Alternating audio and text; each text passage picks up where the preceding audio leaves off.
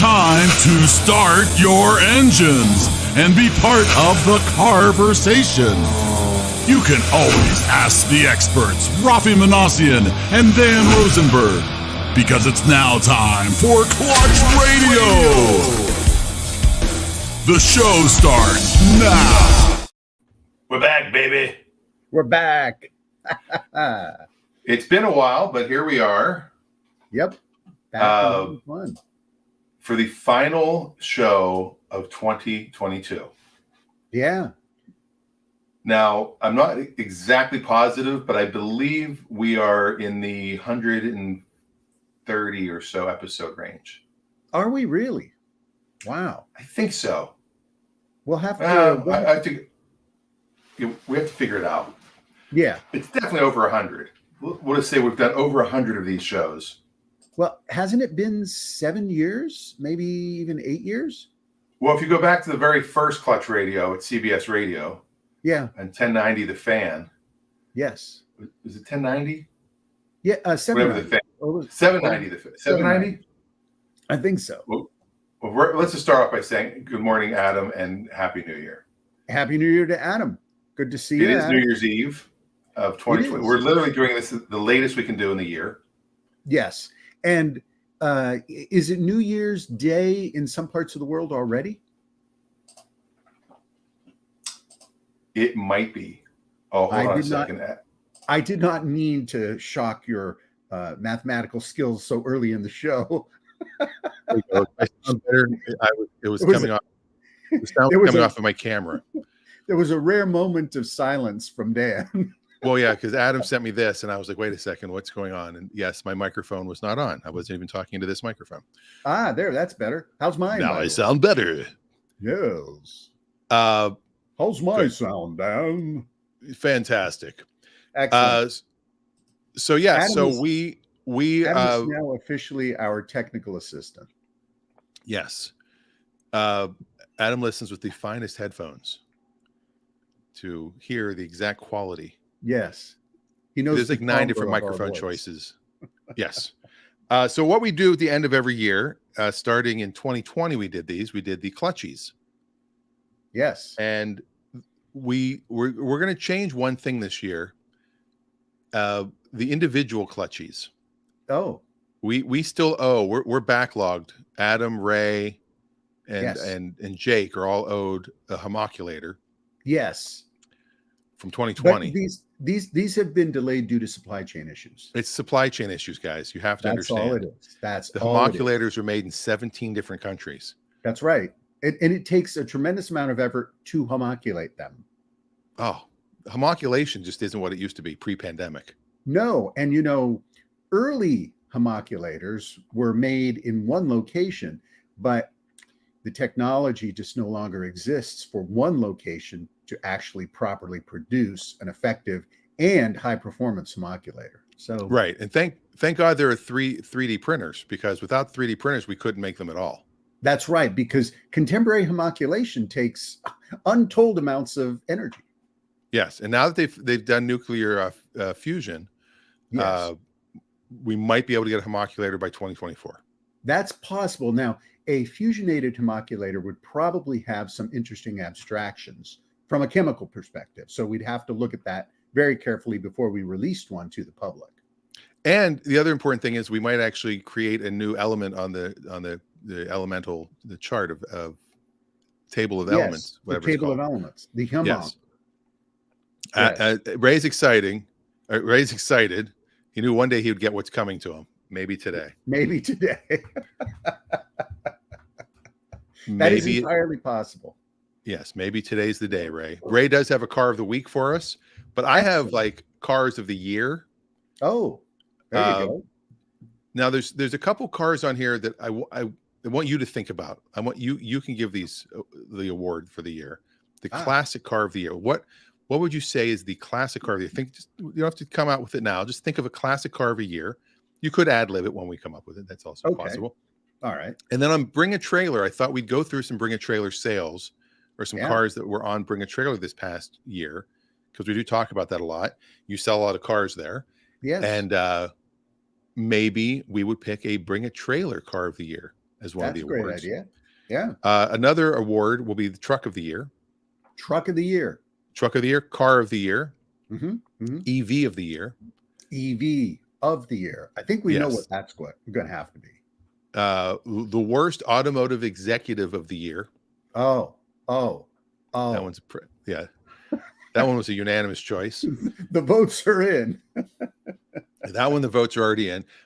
We've got a car gadget and a car toolkit, because during the year I purchased these items and I really like them, and I think I've used them quite a bit, and I think they're great that people should have. So we're going to share those, including an Amazon link, which I will say that is an affiliate link. We do get a couple pennies to the show to help build the homoculators for 24. Yes. So if you do want to buy any of these two gadgets, you can use our link, and that will help. And pennies will come pouring in. Literally, it might be 3 cents for an affiliated sale. Yeah. The important thing is that the system is in place, preparing for massive amounts of cash flow. That's what's important. Yes. Oh yeah. It's all systems. You build the system for scale. If you build for small, that's what's going to happen. You have to build for large. Yes. Before we start the official awards, though, let me grab something here. I'll take we have a Cars and Coffee that we've been doing here on Bainbridge Island. Started in 2011, I think, maybe 12. It was started. Richard 11 or 12 sounds about right. Yeah. And we started a little coffee shop, and excuse me, a frog in my throat. We started in a little coffee shop, and it was just two of us. And when we started it, the idea was there's a car show it used to be every Tuesday during the summer at the church here, one of the big churches here. They have a huge lawn. So we would park our cars in the lawn every Tuesday night. And then at some point they said, yeah, you know what? We're going to do it once a month instead. So now it's May, June, July, and August, only the last Tuesday of the month. But it used to be every Tuesday in those 4 months. So the last one in August, I said to my friend Richard, I said, you know what? We should start a Cars and Coffee, because this is over. And, there's a nice group of guys and gals we're meeting here, and this is a good community. Let's, we both had kids in the same class. We drop our kids off. How about we keep it on Tuesday? And we meet at Blackbird, 8:30 on Tuesdays or whatever time it works out after we drop our kids off. Done. Let's do it. So I go, okay. And I go to walk to tell some people about it. He goes, no. I go, what? Don't tell anybody. You go, what? Don't go tell anybody. No one. So you and I show up first next Tuesday. Bring your car. I think I had the DeLorean. He had a Lotus, I believe. The yellow Lotus. Elite. Either that or he had the blue Cobra. I forget which one he brought the first day. So I'm like, all right. So we show up, and we're the only two people. And we're sitting in Blackbird Bakery, and somebody says, oh, whose cars are out there? Oh, those are ours. The best part was I got there and I said, hey, coffee's on me. What do you want? He goes, oh, I don't drink coffee. We're doing a Cars and Coffee. You don't drink coffee? You don't drink coffee. Goes, I'll have some tea. I go, okay. So it was called Cars and Caffeine. We didn't call it Cars and Coffee. Yeah. And then the next week, we think it was Jeff Groman, who's used to own Classic Cycle here on the island. He's used to own the Bike Barn, the rental things. He has a really old classic car. I'm pretty sure he might have been the first guy. And then our friend Jamie, who's now our friend Jamie, we didn't know, but he was there anyway. He was there every morning. That was his thing. And then within 6 weeks, I walked in and I'm looking around. I'm like, wow, all these tables are full. I don't know any of these guys. It just grew and grew and grew. And People will come, Ray. People will come. So yesterday, a few of us got together, and one of our members, who he calls himself a late, he goes, I didn't start coming till really late. And he's right. He didn't start coming till really right before the pandemic almost. And that's Glenn Munger. But he walked in with a stack this high. Wow. Of magazines. He goes, this is what came this month. And he's like, you guys, anybody want anything? So of course I grabbed the Hemmings Motor News from next month. Yes. I'm like, this is the future. Yes. And it's amazing this still exists, to be honest. Yes. It is amazing. It's thinner than it used to be, but it's amazing. The Barrett Jackson catalog. Yes. I took that. Sports Car Market by Keith Martin. I grabbed one of those. Keith Martin, wonderful human being. Just exchanged emails with him yesterday. Wow. Yeah. That's guy. crazy. And then this Magneto. magazine. Yeah. I was not familiar with it, but if you look at it, it turns out that it is all a tribute to Giugiaro Yes. as the designer of the century. Yes, he was awarded Designer of the Century quite a few years ago, in fact. And if anybody deserves it, it would be him. He's spanned almost 5 decades, no, maybe even more than that, maybe 7 decades of automobile design, with his career beginning with 2 prominent Italian design houses, Ghia and Bertone. And then as he got older, like 27, 28, he went to start his own design firm, Ital Design. Yeah. And Ital Design went on to become one of the most well-known independent carrozzerias in Italy. And Marcello Gandini replaced Giugiaro at Bertone. And Gandini would go on to be astonishingly prolific. And the two, Gandini and Giugiaro, would vie for the very best, the highest level position as individual designers, Italian car designers. Now, there have been others who are equally prolific in the American automobile industry, but not individually like Giugiaro or Gandini, because of the way Italian cars were built in the 50s, 60s, 70s, 80s, up until the early 90s, after computers came into use, and car design became more of a team effort than before. Now, what's amazing here is they do his top 50 cars. Yeah. Now, I'm curious if you'll agree with, or if you'll know what number 1 is. But number 23, of course, it's the DeLorean. Yeah, it gets a whole page. It gets the centerfold, basically. Yeah. But I mean, he designed so many cars, from the Lotus Esprit, the Lotus Etna, Subaru SVX, the Yes. Hyundai Pony, which Yes. was the first Hyundai that came to America, which was the Excel, The Audi 80, Isuzu 117. Yeah, the Rabbit, the Golf GTI, the Scirocco, all of these are Giugiaro designs. There's an Isuzu, one of the first and beautiful Isuzus, the 117, gorgeous looking car. And then there's a host of other automobiles that you would never imagine as well, including some Japanese cars, the Isuzu Impulse. The Impulse I loved. Yeah, it was a great looking car. And then a significant number of show cars, one of a kind concept cars. The BMW M1. Yeah. The first BMW M1 was a Paul Brock design, and beautiful car, but not production oriented.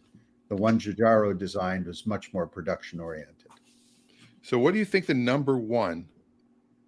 Now, it's weird that this would be number 1.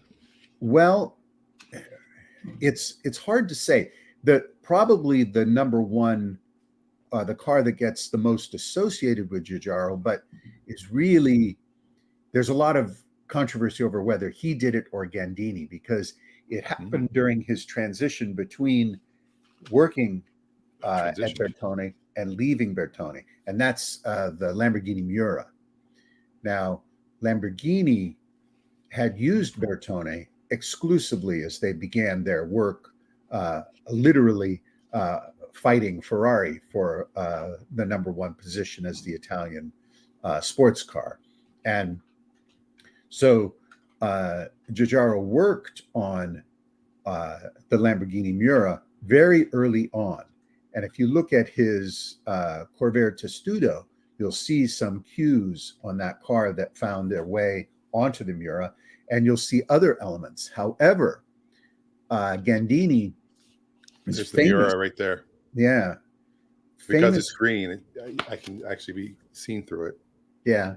It's Gandini and Giugiaro famously fought over who designed that car for years. Probably are still fighting over. But most people who know their work will say that they both designed it.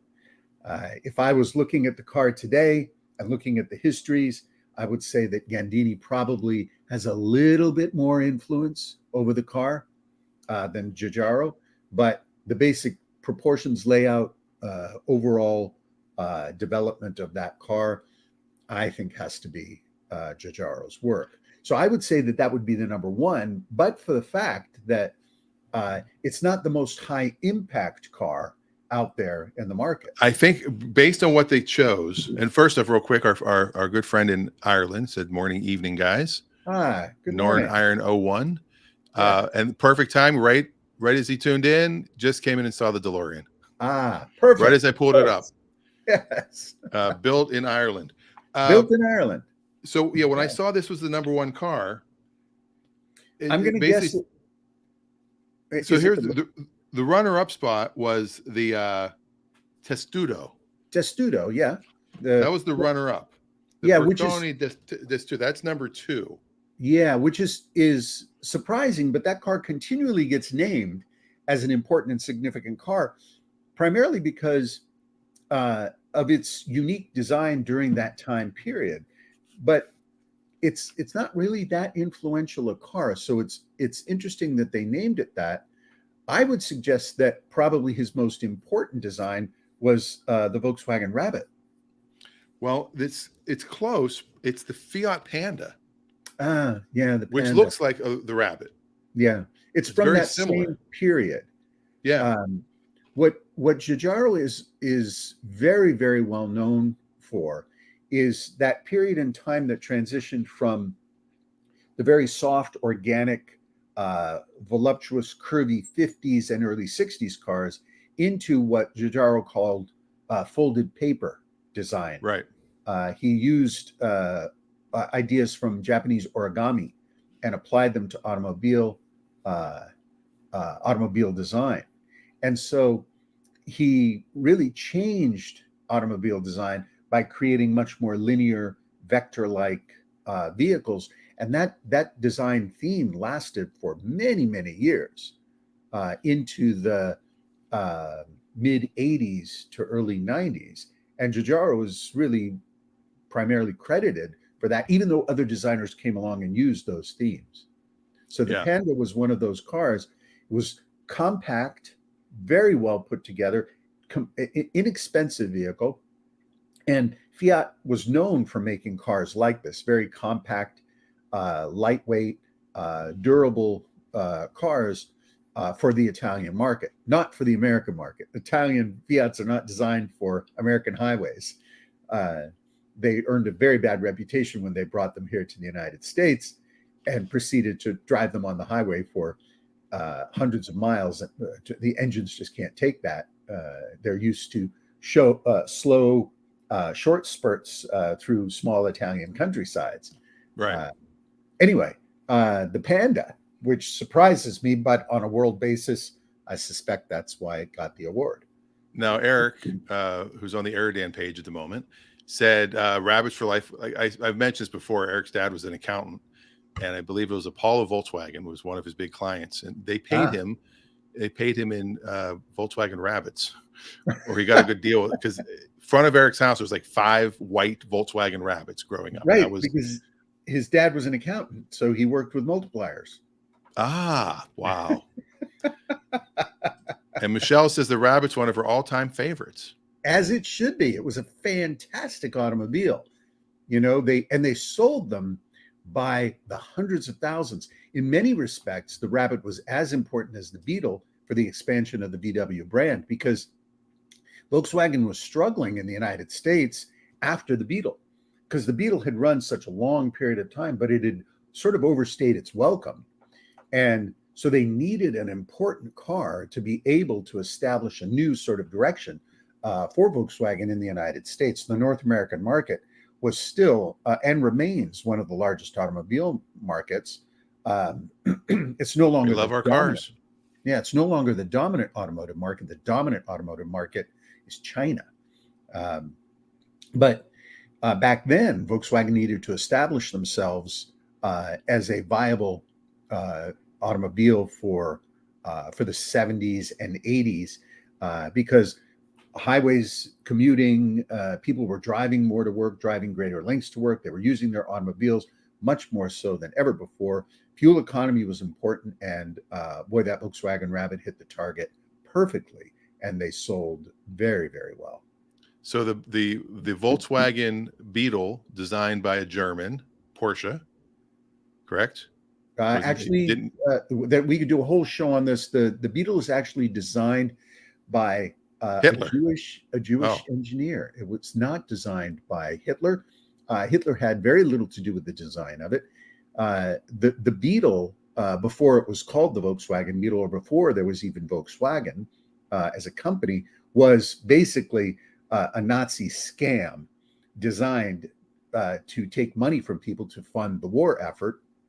And you bought the Beetle based on getting these little stamps in a booklet. So you would make a payment, you get a stamp, make a payment, you get a stamp. And the Nazi government had 50 or so of these early, I think they're KDW Beetles built, and they cleverly had them driving around delivering mail. So people in the neighborhoods would see them and think, oh, this is the car we're going to get. Yes, this is wonderful. Then they go make another payment. It was all a scam. All the money went away. And so when the Allied forces took over Germany, the British came in and found the factory. And they said, well, wait a minute, this is a great way to put Germans to work as part of the recovery for the country. And so this Allied British captain set up, using his military expertise, set up the production inside the Volkswagen factory. And they started making commercial Volkswagens for the European market. And it took off. So I believe it's either Erwin or Edwin Comenda was the original designer for the idea of the Volkswagen Beetle with the rear engine, air-cooled rear engine, the basic overall design. Ferdinand Porsche would also work on that. There was another concurrently developing little sports car called the Denzel.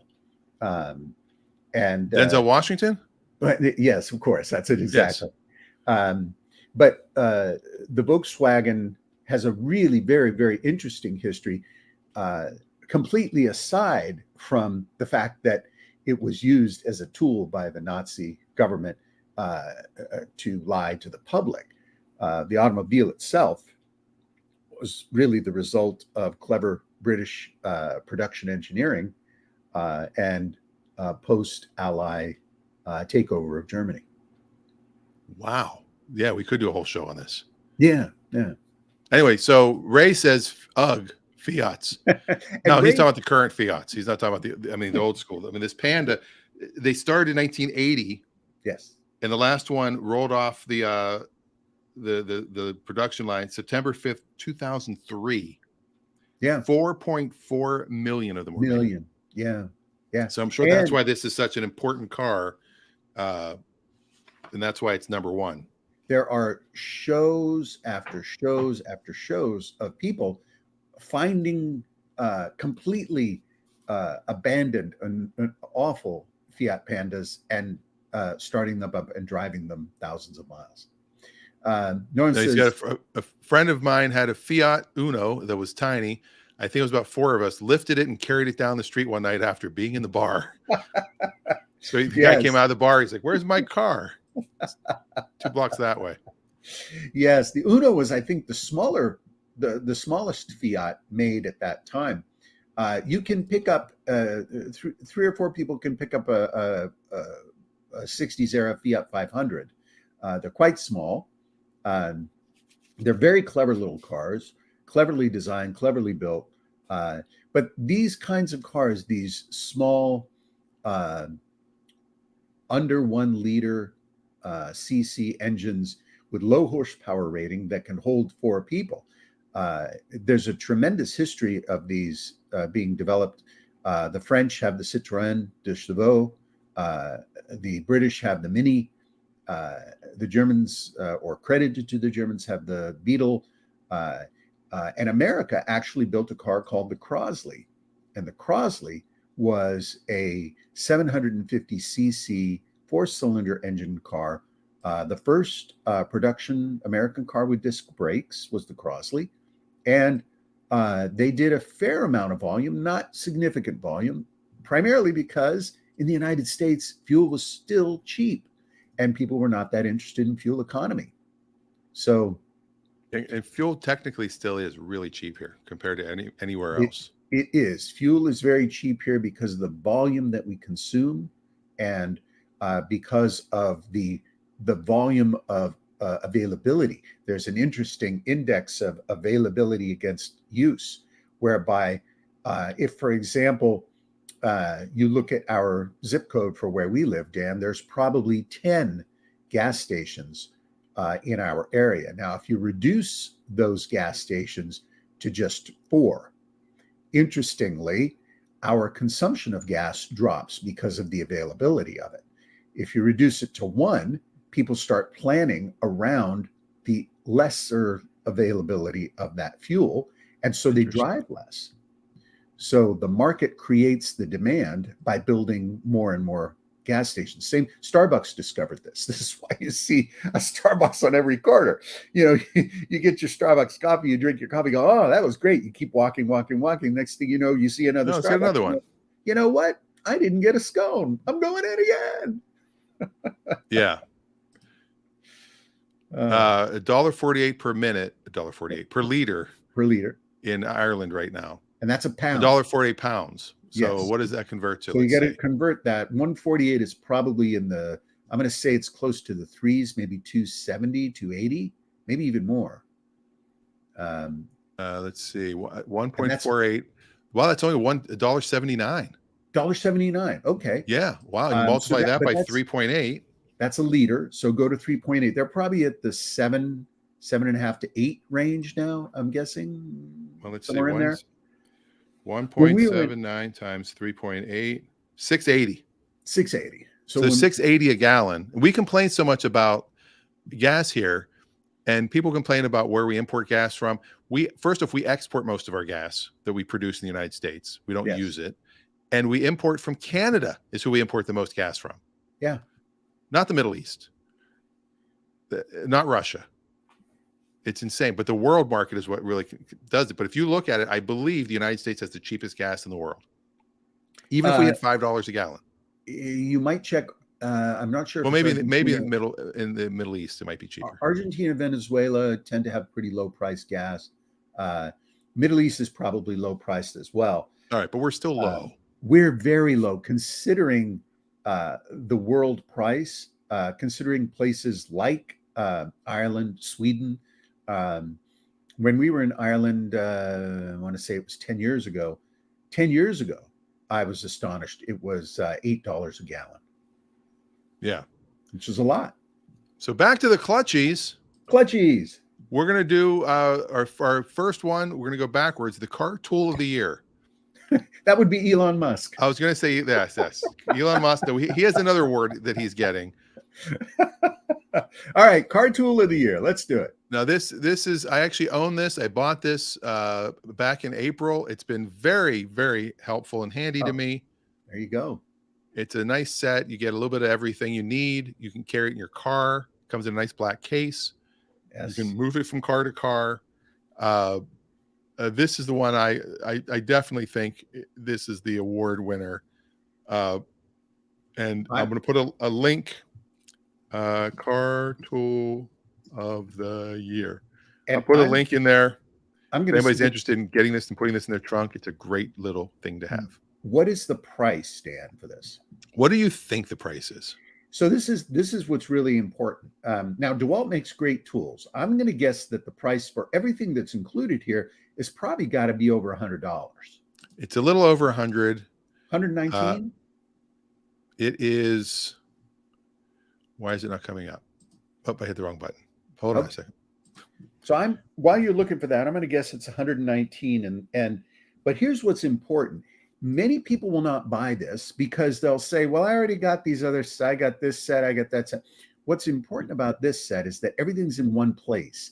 And when you're doing mechanical work, that's kind of an important thing. If you have other tools that you have purchased in the past, if the quality of those tools are not as good as these tools, you may want to just upgrade. Now, the thing most people do is they buy a set like this, or they get a set like this as a gift, and they make the mistake of keeping the other tools. Do not keep the other tools because they become a problem down the road, because all you're doing is just storing them in your garage. Get rid of the other tools unless there's a specialized tool or a set of tools that you think you'll need in the future. Otherwise, do not have duplicate tools in your garage. It's potentially a problem. So what's good with this is it's $107. You can actually get it for $10.48 a month if you use a firm, which I guess that's a payment plan. But it's you can have it next Tuesday if you order in the next 13 hours. It's fantastic. What I like about it is because I've got a bunch of cars like the 79 Pontiac and the 85 Fiero and the 84 pickup truck. I can just grab this before I go, stick it have it with me. Yeah. No matter where I go, I can always have it with me. And it's a great little set. I have some other tools in my little workshop area in my storage area when I work on cars. But this, I agree with you. Keep it separate. If you have like a nice toolkit in your garage, this is more of the portable kit. That's like, a friend calls, hey, I need some help. You grab this, you go. Yeah. You have every tool you need. That's fantastic. Yeah. It's only $107. And the link is there. If you're interested in it, yes, we get 3 cents. But it helps keep the lights on. Helps to keep the lights on. An excellent choice and tool of the year. Yes. Now the next item, I call this a gadget. Gadget of the year. It's still kind of a tool, but this is coming super handy for me. And let me share the screen for this one. Share screen. This has been a great item. You can see I purchased it back in July. Proof of purchase there. Yeah. It's called the Fantic. It's a tire inflator. And you set I need 36 pounds. You stick it in the car and it just goes right up. It has a light. It's 2 times faster than something. I'm not sure what, but it's 2 times faster. The battery does last you can fill 2 cars pretty much on a full charge. There's no cord involved, so you don't have to plug it in. So this is a handheld tire inflator. Yes. And it'll inflate your sports balls as well. Mm-hmm. Or your raft. But look at this guy. He's got it hooked up to his engine. It's in black and white. This is bad. Corded. Boo. Cordless. Yes. Yay. Simple. See, you're in easy. color and you're driving a Tesla when you're using this. Yes. Large digital screen, and you preset it. So you tell exactly how many pounds you need. And right now it's actually on a lightning deal. It's got 6 hours left. It's only $83. It's 35% off. The normal price is $119. Yeah, that's great. Now, when I bought it, I also bought it on the lightning deal. Now, this is great because you can adjust your tire pressure. If you're taking a trip, 1,000-mile trip, you can inflate your tires up to 40 PSI, and you'll get better gas mileage over that 1,000-mile distance. Now, you wouldn't necessarily want to do this driving around town because higher tire pressure means you'll have less comfort, less cush, you'll feel the bumps more, and your traction will not be as good on highly inflated tires.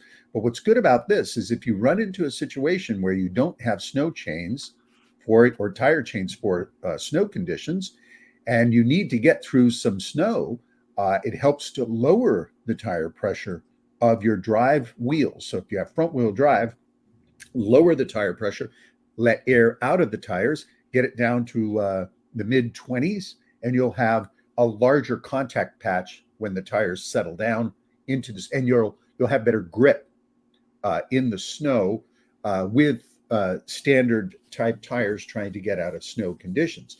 When you arrive at a gas station, or you can just pull over afterwards when the snow is cleared or melted, and you come out of the mountains, out of the pass, you can take this inflator, inflate the tires back up, and proceed on regular highway.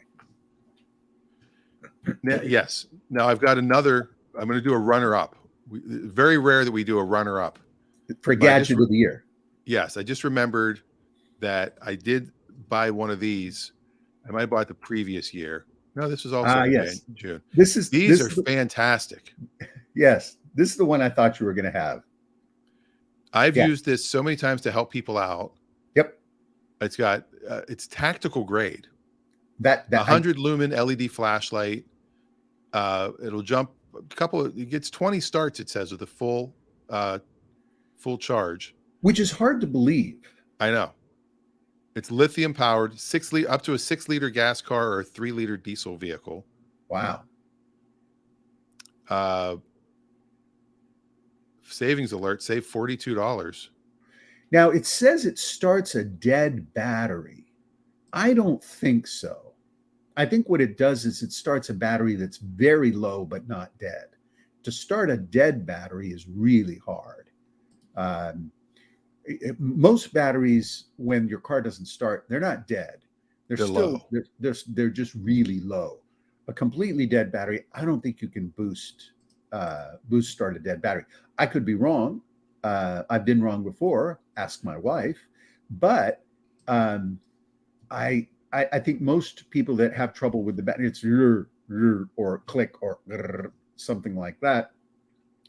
And these pocket boosters do a great job of starting a car.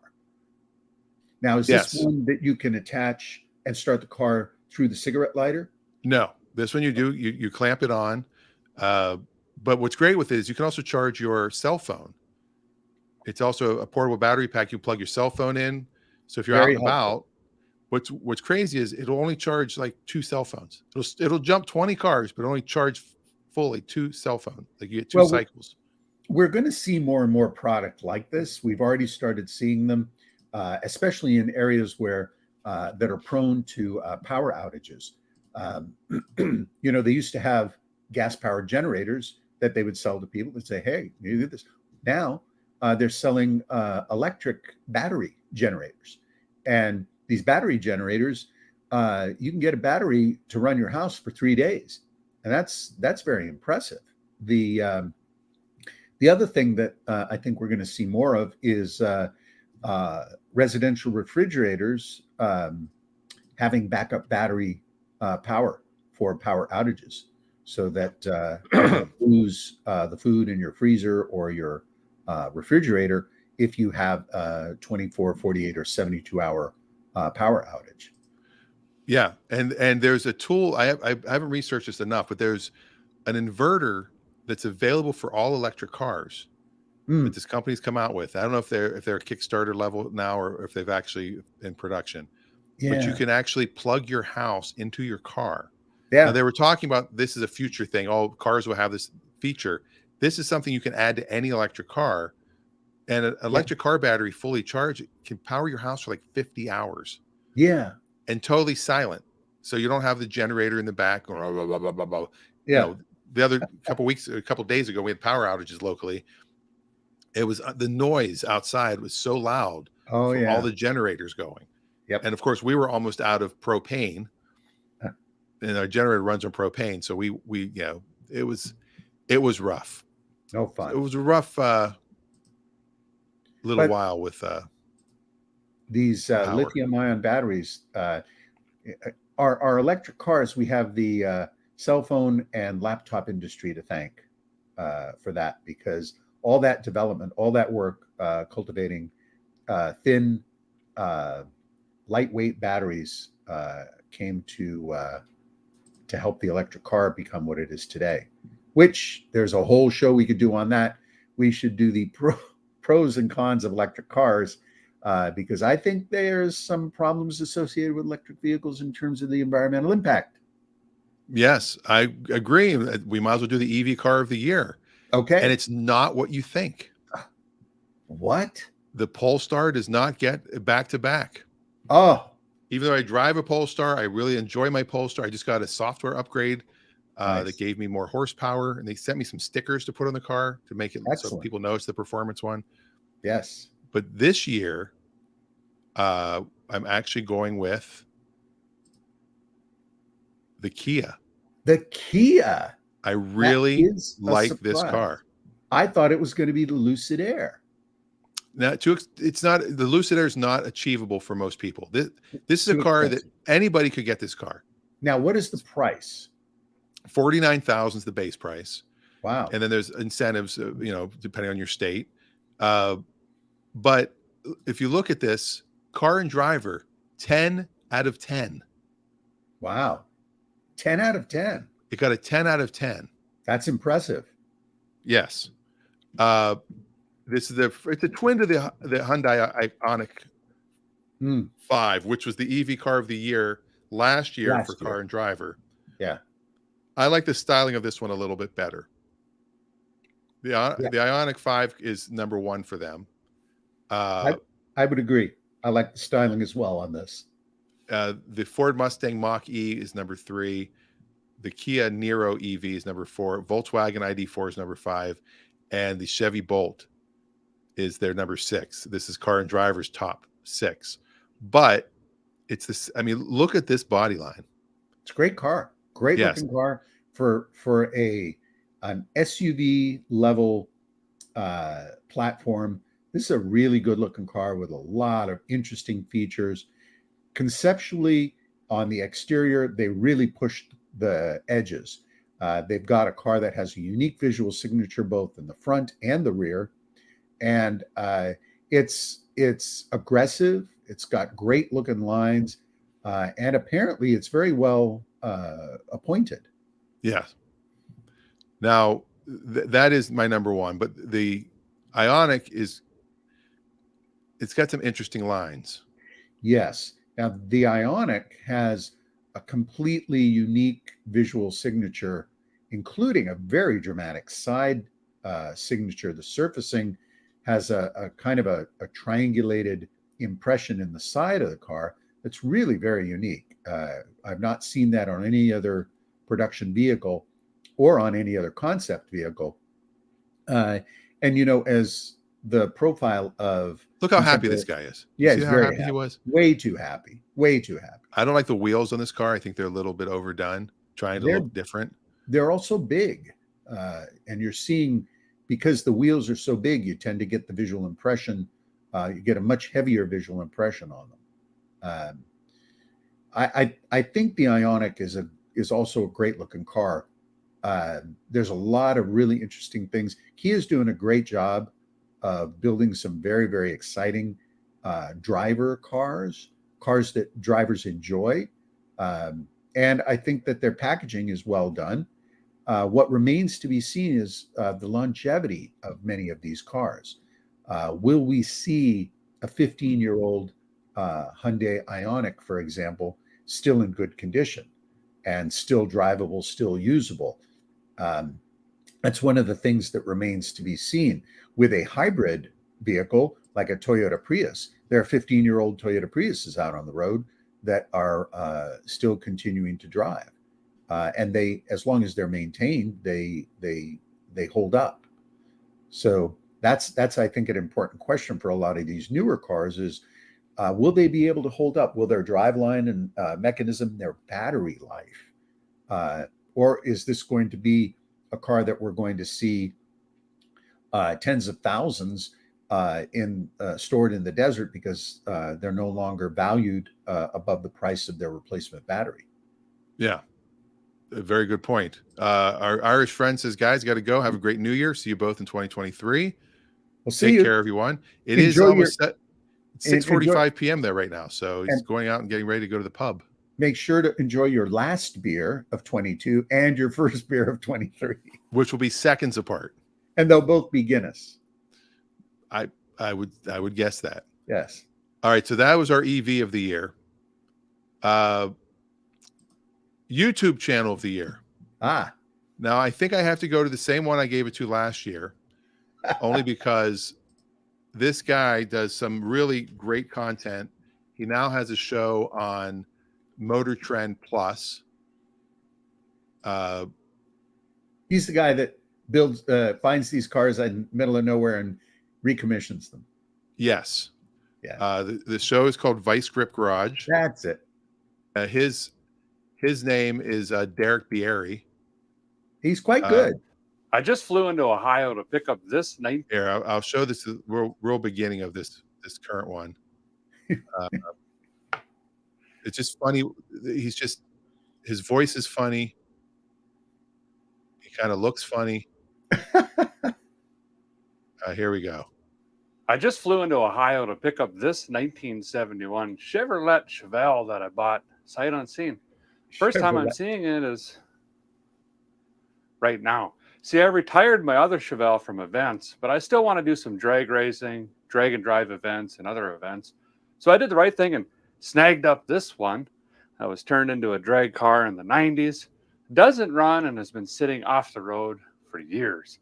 The plan is I don't have one, but I do need to get this running and drive it 450 miles back home, or at least try. It's on drag radials and front runners. Great. Yeah, so that's it's a 2-hour. That's a 2-hour episode, and it's a great premise. Yeah, and a lot of people are trying to do the same thing now. And I even thought you and I should do this one time, except like we go to Paulsbo and pick up a car. We have to bring it back to the island. Bring it back to the island. Can we cross the bridge? Yeah, like that. That to me is enough. I mean, there's something, I don't know what it is, but there's something comforting about how he takes a car that's just a non-runner. He goes to the local Harbor Freight Tools and just buys a toolkit because he flew in. You can't fly with tools of a certain size. Yeah. So buy a fresh toolkit and a jack, and he'll pre-order the parts he needs and have them delivered to the house where he's buying it, and he'll put this car together, and then he drives it home. And it just, he does a lot of sketchy things too, where the heat doesn't work, so he'll buy a propane heater and have it sitting on the front seat beside him while he's driving home. Well, I hope when he arrives home and he has all those extra tools, I hope he donates them to kids that are learning how to fix cars or local auto shops. He does a lot of stuff like that.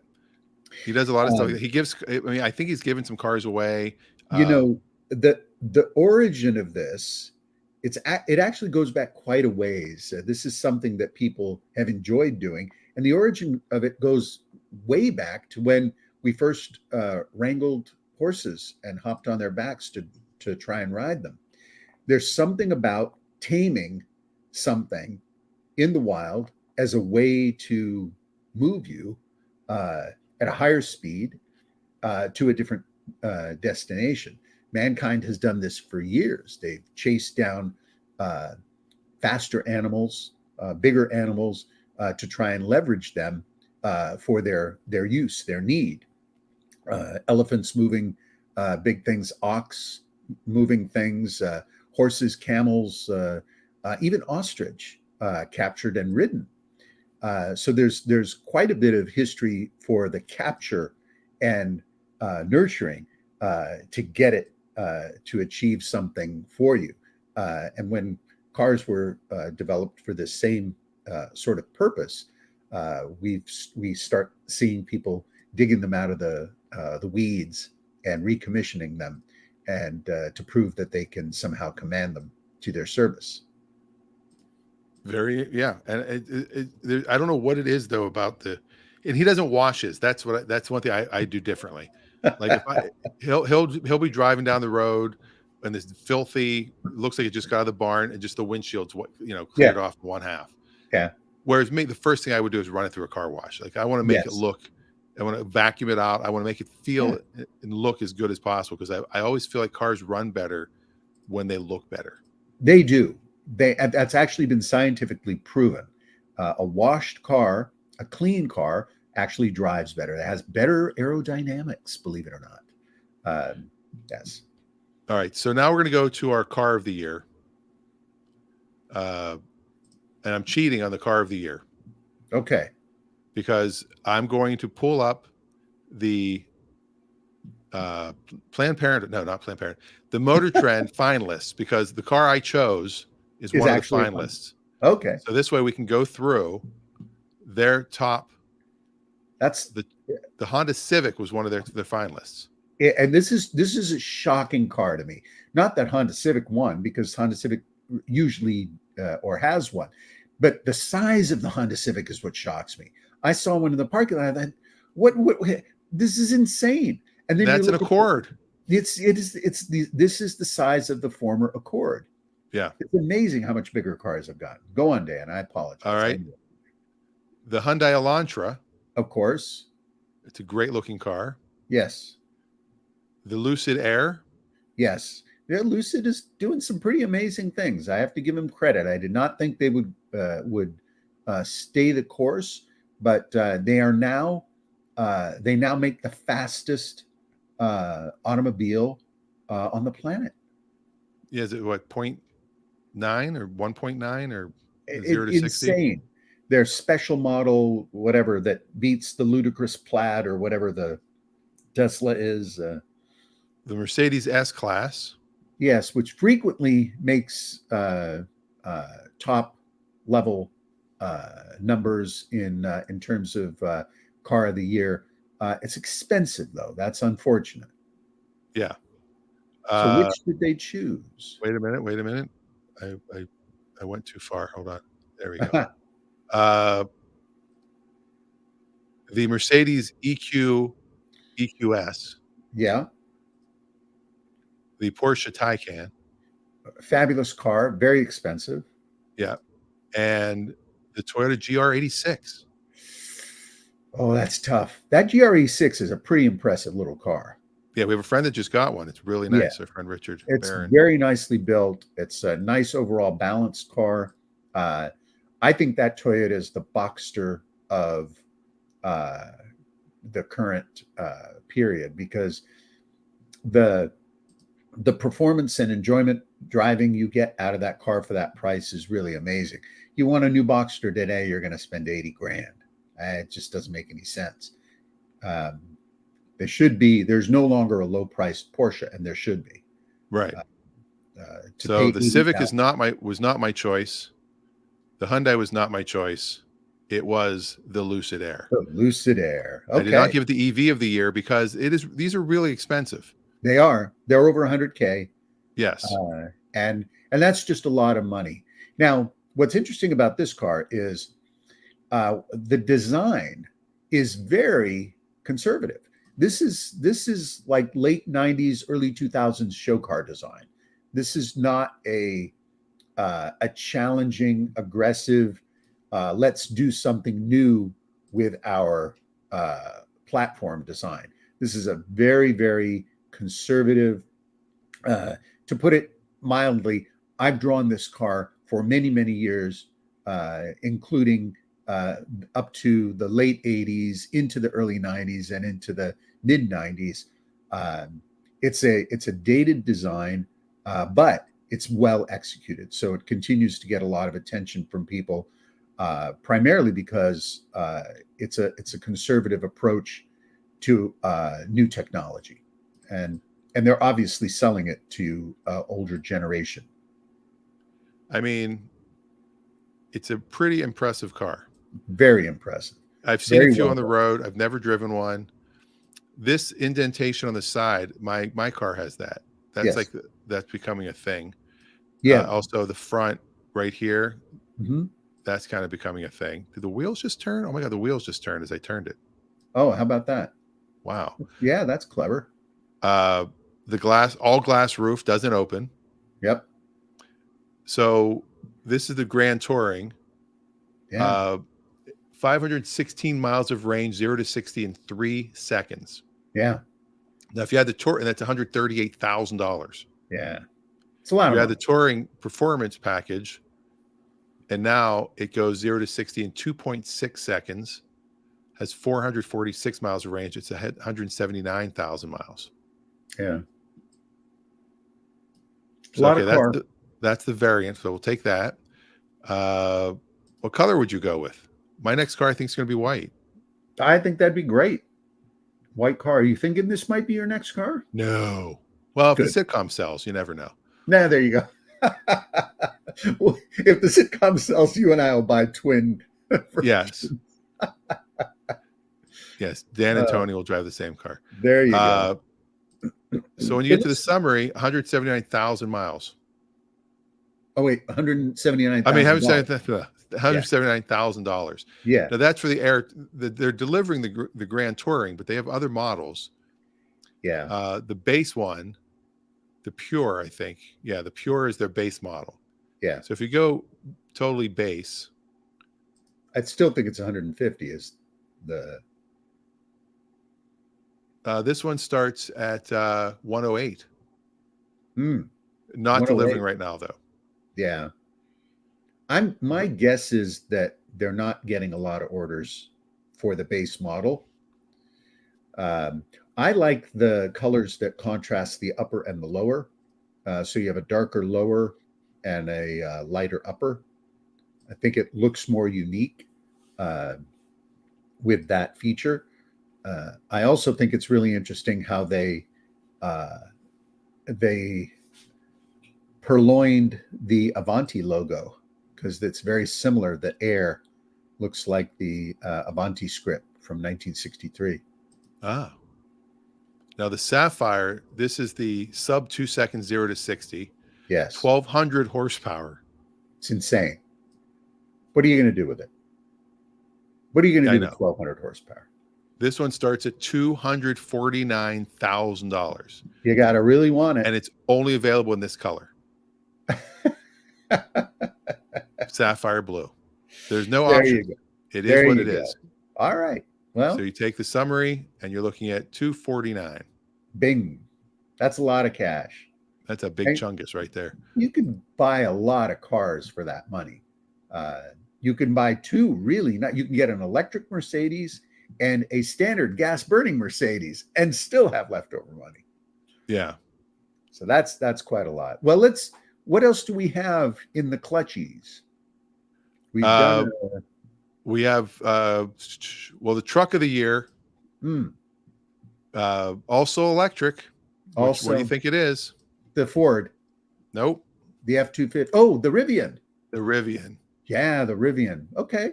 That makes sense. It's unique. It's different. People talk a lot about these headlights, for example, on the Rivian. And they're pretty cool looking. Very different. It gives the front end a unique visual signature, but these are not new. Woodlight headlights from the 30s were the same basic shape. These are woodlights revisited almost 100 years later on the front of the Rivian. And you could buy woodlights to replace the standard round headlights. And they were quite unique and gave a unique look to the front of your car. Woodlight headlights. Woodlight headlights. And now this one, they have the R1T and the R1S, which is the SUV. And I have a friend here on the island who he had the first one in the state of Washington. Oh, really? Of the SUV. I've told him to come by Cars and Coffee, but he has not yet done that. Oh, he bought the Rivian SUV. Yeah, he's got the SUV. Oh, now I haven't even seen one of those yet. I saw one drive by me and I was like, oh my God, that's the SUV. And then I ran into him at a restaurant like the same night. He's like, oh, I've been meaning to call you. I got a Rivian. I go, oh, which one? What color? Because I've seen a few of them. He goes, oh, it's the SUV. I go, it's gray. He goes, yes. I go, I saw you today. He goes, yeah. They said I'm the first one in the state. Wow. And what's the range on the Rivian? It's funny. I thought this was playing the whole time. The Rivian range is pretty high, if I'm not mistaken. I actually think that the pickup truck, is the more unique and more visually attractive vehicle. They could have done a better job with the back of this design. It looks to me a little too heavily squared off, and I think the front of the vehicle is quite nice, but I think the back of it is it looks like it peaks, and the term tumble home is how the sides of the cars tumble inward. Looks like it tumbles inward too much in the rear. If you look at uh, that view, it looks like it tips in too much, and that angle for an SUV implies a little bit of cheapness, because it looks like the old camper shell type designs Yeah. that used to be popped on the back of mini trucks. You want that line, that tumble home, to pull out much more so, to give a much more impressive rear presence. Also, you get more cargo space in the back, and it doesn't compromise your visibility. Yeah. And now I my said it. question to you is, from a design standpoint, why do all electric cars that come out feel like they have to have the solid white headlights, the front lights, and then the back? They all have to have that. Like, that's like, my car doesn't. I mean, it's got it in the back, it doesn't have it in the front. But you see all Yeah. these cars driving down the road, you go, oh, that's an electric car. So it's So got the straight line across. So there's two things. One is, because the front of an electric car doesn't need a grill, it doesn't have a happy mouth. It doesn't Right. have looking at you. So they need to signal to drivers going the opposite direction that more and more electric cars are on the road. Again, this is the idea that if the more you see them, the more you need to have one. So by putting that unique visual signature on the front of the car, car companies are saying this is an electric vehicle coming towards you, and so they use that same visual signature on the rear of the car, where they have the band of light as well, to let you know that these are electric cars. And eventually it won't matter. But Jake just joined us. Hey, Jake. He told me to text him. I don't remember him telling me to text him, but you can subscribe. Yes. Well, you'll get notified on your cell phone. If you go to YouTube, to our channel, to the channel on YouTube, you subscribe. Every time a new video comes up, you get a little notification that we're going to be live. Sorry, Jake, I don't remember you saying that, but if you did, I apologize. How many shows have viewers complain that the host didn't text them before the show? Well, The Tonight Show, I didn't know it was going to be on. Why didn't Jay Leno text me? Jake is special. Jake's not I like know, any Jake. of our other listeners. Gives me a burrito, and this is how I treat him. The burrito, holy crap, was so good. Oh yeah, so freaking good. Jake did you miss out? Jake is a magician in the kitchen. He's a magician. Adam has a quick question. Yes. Do you recommend getting the ceramic thing at Brown Bear that's $6 extra? He always gets the very best package. Is this the ceramic coating? Yeah, they do a little spray at the end. Legit ceramic treatment on your paint does protect the paint. It does offer an extra hard shell. It's like the clear that ladies put on their fingernails after they apply the paint. It adds a little more durability to the finish.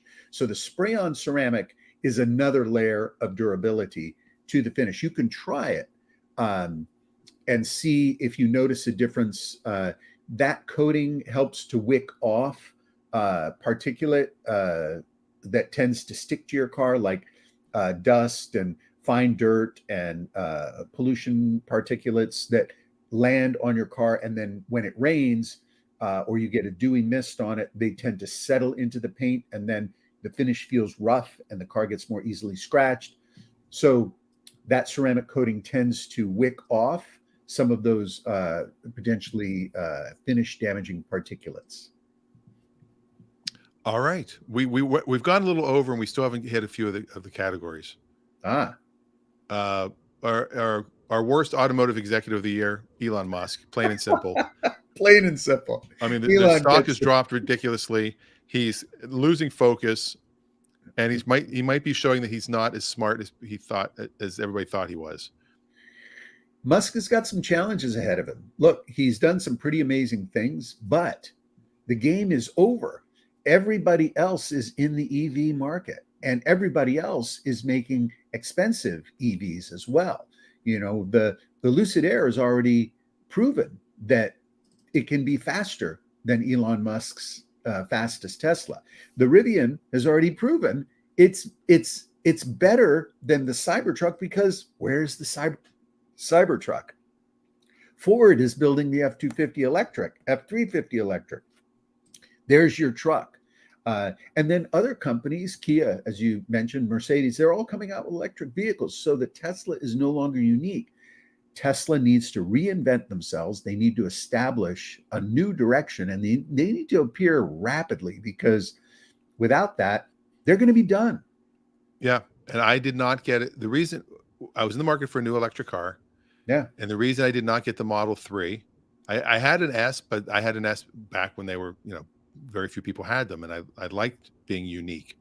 And the reason I went with the Polestar was not everybody has one.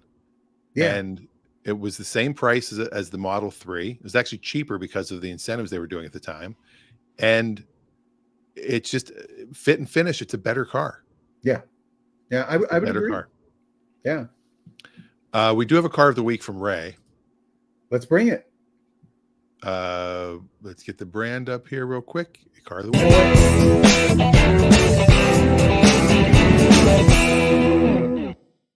week. Just real quickly, I was going to say, if we end up going into the second hour, we are double clutching. Oh, wow. Had to be Jake, said. That's for you, Jake. That was for Jake. Here's the car. Double clutching today. There's the car he has available now. Oh, that's a BMW. Yes. 3 Series BMW. Yeah. And that is an X3. It's an 09. Yeah. How many miles on this one? It's got 150,000 miles. You know what, though? That's not unusual for these cars. My guess is that this is a car that has achieved the majority of its miles on the highway. And these cars are actually very durable. They last very long. The only thing you're going to want to check on this car is, has it had its timing belt done? If it's automatic, you're going to need to make sure that it's had proper transmission fluid changes, and that the transmission has been serviced. The fit and finishes on these cars are quite good. The interiors, if it's a cloth interior car, and it's seen a lot of in and out activity. I don't know if they make these in cloth. I think it's either the fake leather or the real leather. Okay. But one thing that's important to keep in mind is people say that highway driven cars tend to be better because the car, the miles on the car don't matter as much because of the highway. It's also the interior, because in a car that you're using for back and forth trips, you're getting in and out, in and out, in and out. That wears down the interior. The dog's getting in, dog's getting out. All of these kinds of things wears the interior down. And the interior of a car is harder to restore. It's harder to refresh. It's harder to replace than the components on the exterior or mechanical features. It's much more expensive. This is why you don't see a lot of interiors being restored, especially in modern cars. Now, this one is loaded, he said. Nice. Even the back seats are heated. He's having new plugs, synthetic oil change, and gaskets all done. He's getting everything serviced at the Mannheim Auto Auction. He gets it done there. Great rates. And a lot of that is because companies like Vroom and Carvana and Shift were doing just that. They would buy a car and they'd have it fully serviced at the auction, and then they put it on their website. They take the pictures at the auction, put it on their website, and then somebody would buy it, and they'd have it shipped right from a Mannheim Auto Auction location to the customer. It's not a bad way to go. Depending on where Ray was in this when he brought it through, with 150,000 miles, my guess is 8,900. Wow. How about 5,500 and he pays all the fees? Wow, that's a smoking deal. Yes. Wow. Contact Ray if you're looking for a car like this. Wow. That is a great deal. Look, you get a BMW for less than $6,000. Even if you went to your credit union at 6%, you're going to be paying less than $300 a month for a BMW. Yeah, and his car of the week is not an EV. That's okay, Ray. That's you know what, for $6,000 you get a BMW And by the way, these get great fuel economy. Assuming Ray's done everything on the car, the tires, the brakes, the gaskets, and it's all ready to go. You're going to have for $6,000, you can drive this car for another 30 to 50,000 miles with no problem at all. Yeah, that's astonishing. I would have guessed, 8 to 9 grand was what I was thinking at retail. That's a great deal, Ray. You're going to sell that thing within a matter of days. Now we are in overtime at the moment, so I will ask: do you have an old school ready, or do we want to make this old school your old school car of the year? I can go old school. Let's go old school. Here we go.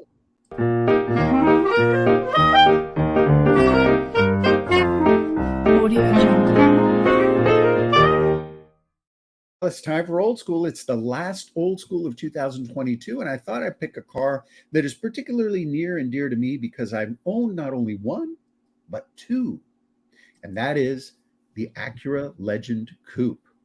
The Acura Legend Coupe, first built in 1985 and 86, came to the United States in 1987 as the LS Coupe. That was the first Japanese car, by the way, that offered airbags. So it was put together in a package for United States distribution in a 4-door and a 2-door. But to me, the 2-door model is the best looking Acura that you could ever imagine. And this is being proven today as prices for really nice ones have started to come up in value. These are now being considered collectibles. Acura Legend Coupes from the late 80s to early 90s, the first series Legend Coupes, are amazing automobiles. I put over 200,000 miles on both my Legend Coupes. I had a white 87 and I had a gold 90. And both cars were absolutely phenomenal, flawless, never had to replace anything other than the standard stuff, tires, brakes, other things, oil. They never broke. No new alternator needed, no new power steering needed, no suspension components, no bushings, no electronics inside the car, no motherboard that exploded. Everything on these cars, fantastic. And original ones are now starting to gain quite a bit of interest. Here's one. Look at this one from the trailer. Yes. Yeah. Amazing. $29,000. That's right. And the reason why is because it's an LS Coupe 5-speed. They made more automatics than 5-speeds. The 5-speeds are going to be considered more desirable. This very car here, Dan, you'll be shocked to hear that in 5 years from now, this is a $50,000 car, assuming the owner of it now continues to take good care of it, keeps it properly maintained, keeps it detailed. These cars are starting to show tremendous life out there, and they are not extremely difficult to restore. You can get a lot of the components, features, parts, and things for these cars. They're still out there. The interiors are not difficult to restore, especially if you get a leather one. I had cloth in both my cars. Everything from headlights, taillights, trim parts, things like that. But what's really unique about this car, and it's a very, very handsome car, but look at the pillars, Dan. This is the last series body design with thin pillars. There's so much glass around that car, so much. You can't build this car today because pillar structures now have to be much beefier. So you get a panoramic view driving this car. You get beautiful, what they call box flares, where the flares over the fenders kind of are boxed out and stretched out. But just a gorgeous, gorgeous design car, 2-door coupe with room in the back for 2 other passengers, plenty of trunk space, V6 engine, which gives you great performance, and handling, just fabulous handling, especially for the period, but even under contemporary standards. I highly recommend these. Now, this is a very desirable example. You can buy automatic examples with a fair amount of miles and expect to pay anywhere between $5,000 and $15,000 for them. If you're going to go out and look for one, buy the best one you can afford. Buy one that's nice. Buy one with good interior, because that, as we mentioned earlier, would be the most expensive component to restore. But these cars are fantastic driving cars, and they're only going to continue to increase in value. This one even has some dings in it. That can all be PDR'd, have professional dent dent removal done. Yeah, this is probably an original paint, original interior car, and that's what you want. But these are And what's- fantastic cars. What's I really would buy weird another is one today. I see these at the auction sometimes. Do you? Yeah, super high miles usually. Yeah, 180, 190,000 miles. This is exactly. 42,000 miles. Yeah. If you find one with under 50,000 miles, buy it. Buy it because it's a fantastic car. This is a leather interior 5-speed car. This is how you'd want one today. Great cars. This is obviously not a Raffi listing because, vacuum not done. Yeah, that's The hood isn't closed in a bunch of the pictures. Yeah. You got to be but careful when you do your presentation. Gorgeous car. Yeah, fantastic. If this was a Raffi, this would have been a $35,000 car. I think I could have had it bid up higher. Yeah. So there you go. That's old school. That's a fun car. Yeah. All right. Well, I think we've hit the end of our Clutchy Awards. All right. We can't do any Homoculator Awards, like we said, because of supply chain. Yes. And we can homoculate later in the year. Like the Academy Awards, we can take submissions into February. Yes. But it has to be for activity over the previous year. Correct. I'll have to talk to you about this offline, but we do have some international participants this year. So we may want to discuss the homoculator going international. Oh. Yeah. Interesting. I mean, I don't know how the tariffs work. We'd have to consider that. European homoculation operates under different current. So we'd have to include an adapter. It's got the 2-prong versus the 4-prong. Yes. Yeah. It's important. Well, this is also this Clutchy episode is not only our last episode of the year, it's our longest episode ever. We set a record. We set a record today, the longest Clutch radio show. Excellent. So also today is my father's birthday. He's been gone for 10 years now, but he would be 90 today. Wow. Happy birthday to your dad. Yes. And I'm going to reach across the aisle and shake your hand, Dan. And the other direction. There you go. Let's shake hands. Happy New Year. There we go. Happy New Year. A fist bump. Fist bump. There you go. There we go. Happy New Year. We will see everybody in the new year. Yes, we will. And we might have some new intros and outros coming. Eric read, I was like, what? We haven't done one yet, but all right. And next week we'll hopefully be back and we'll talk gas and other things that we didn't talk this week.